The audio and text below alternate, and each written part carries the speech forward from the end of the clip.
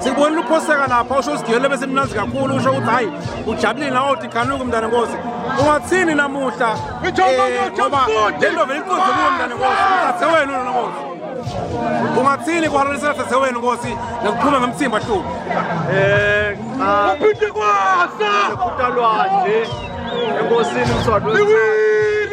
namhla kuyindrayisi vele ukuthi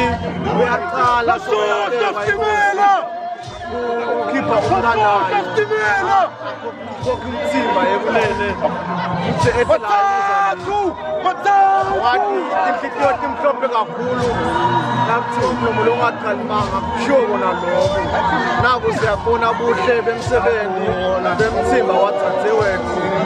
awu ngathi khona ngethihlo lendlela kukuhle ngayo sifuta ulondle impela ngoba inkosi ikhokha nje lelibutho lelingaka lemthimba nayo ikhombisa abangamazi bayo solo sefuta libayethu lamini okunene siyajabula Nkosi siyabona kusho kusiloku eMaswati lendlela la kafike ngayo lana kuyakhanya ukuthi eMaswati vela abiyele emasisweni mntana Nkosi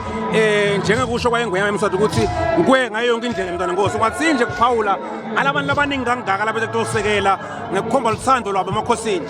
akunjalo njengoba usho ukuthi solo kulandwa umlando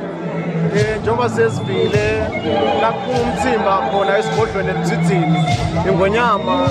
yalanza umlando ukuthi akuqali nomuhla ukuthi kusuke bakangwane bede ngala eMozambique bakhona la itolo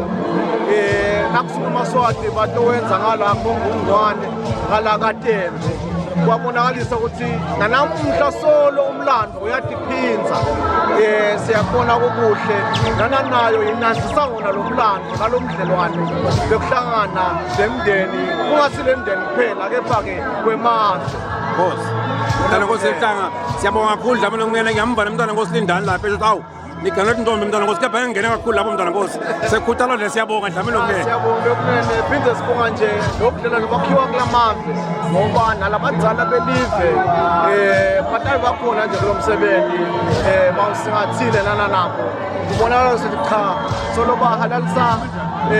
kufika kwemthimba lakhaya kubonakalisa ukuthi bakangwane bathanzile ngala nabo bathanzile kangwane sibonga lokho bekunene emambala ngasinje khosela babukisa mntana Nkosi lo msebenzi lomtshelo ongakale bawufakako emandla ekubambiseni live kangaka mntana Nkosi hawu babukisi bekunene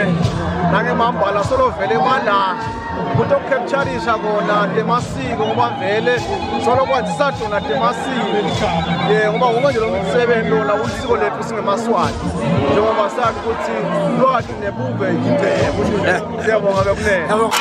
Mabukisi Foundation lwati nebuve ingcebo